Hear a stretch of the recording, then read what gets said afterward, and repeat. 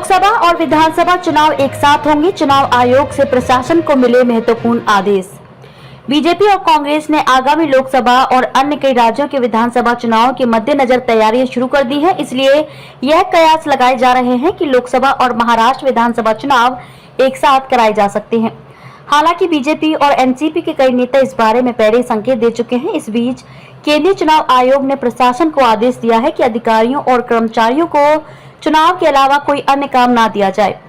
दरअसल राज्य के मुख्य निर्वाचन अधिकारी श्रीकांत देशपांडे ने एक सर्कुलर जारी किया है, क्योंकि चुनाव का निर्धारित कार्यक्रम के अनुसार होना चाहिए। लिहाजा उप जिला निर्वाचन अधिकारी और उनके अधीनस्थ चुनाव कर्मचारियों को चुनाव के अलावा कोई काम नहीं दिया जाना चाहिए। इसलिए अब चर्चा है कि लोकसभा के साथ ही महाराष्ट्र विधानसभा का भी चुनाव होगा। चुनाव आयोग ने क्या दिया आदेश? केंद्रीय चुनाव आयोग ने राज्य चुनाव आयोग के मुख्य आयुक्त को यह आदेश जारी किया है। इसमें अधिकारियों व कर्मचारियों को चुनाव कार्य के अलावा कोई जिम्मेदारी नहीं देने का निर्देश दिया है। दोनों चुनावों की तैयारी के मद्देनजर अधिकारियों को निर्वाचन क्षेत्रों में मौजूदा हालात की रिपोर्ट तैयार करने के लिए कहा गया है।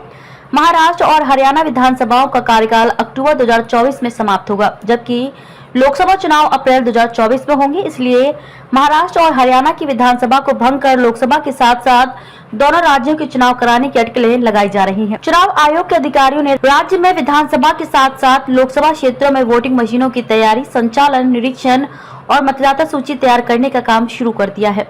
इस बीच केंद्रीय चुनाव आयोग द्वारा राज्य निर्वाचन आयोग के अधिकारियों को कोई अतिरिक्त जिम्मेदारी नहीं देने के निर्देश के बाद से लोकसभा और विधानसभा चुनाव के एक साथ होने की चर्चा तेज हो गई है।